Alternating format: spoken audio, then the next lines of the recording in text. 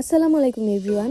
আজকে আপনাদের জন্য নিয়ে এসেছি একটি স্পেশাল রেসিপি, সেটা হচ্ছে তান্দুরি চিকেন উইথ মালয়েশিয়ান পরোটা। তাহলে চলেন শুরু করা যাক। প্রথমে চিকেনগুলোকে ভালোভাবে পরিষ্কার করে ধুয়ে নিব। চিকেনগুলো ভালোভাবে পরিষ্কার করার পর ম্যারিনেশনের জন্য মশলাগুলো এক এক করে নিয়ে নিচ্ছি। প্রথমে আমরা টক দই নিয়ে নিব 6 চা চামচের মতো।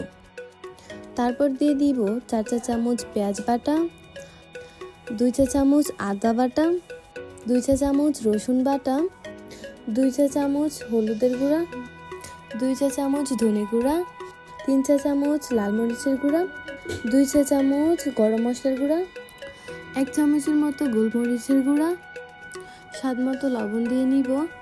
সবশেষে দিয়ে নিব 3 চা চামচের মতো তান্দুরি মশলা।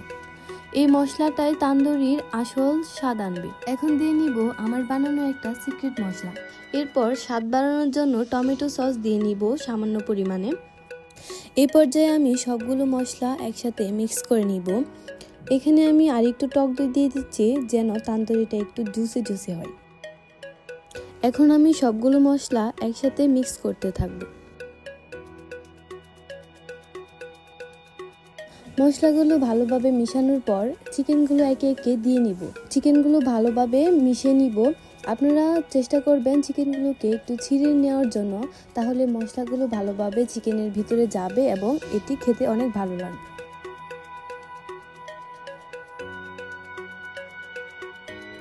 এখন মাংসের মধ্যে খানিকটা সরিষার তেল দিয়ে নিব যেন মাংসটা একটু ইয়ামি ইয়ামি হয়।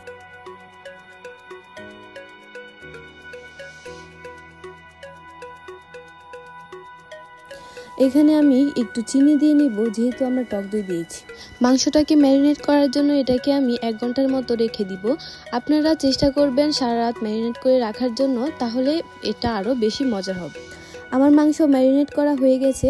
এখন আমি মাংসটাকে ওভেনের মধ্যে দিয়ে দিব এক এক করে।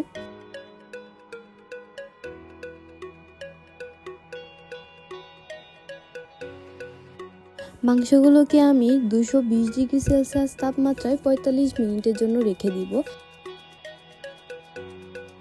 চিকেনগুলো ধীরে ধীরে হতে থাকুক, আর এই ফাঁকে আমরা মালয়েশিয়ান পরোটাটা বানানো শুরু করে দিই।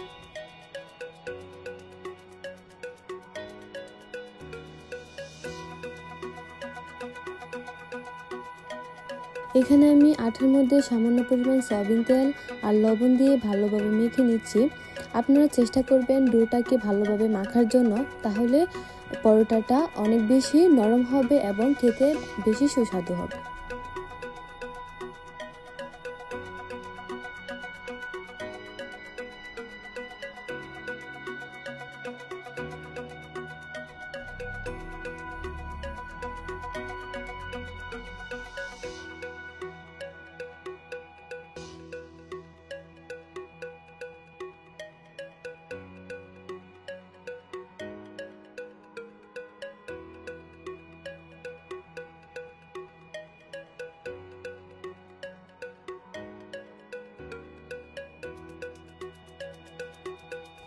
তান্দুরি চিকেনের সাথে খাওয়ার জন্য আমি এখানে মেয়োনিজ বানিয়ে নিচ্ছি।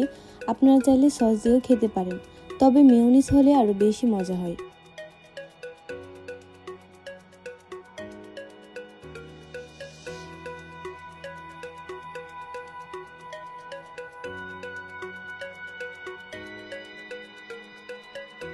এদিকে আমার তান্দুরি চিকেনটা হয়ে গেছে।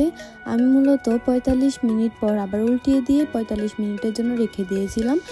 আমার তান্দুরি চিকেনটা এখন রেডি হয়ে গেছে।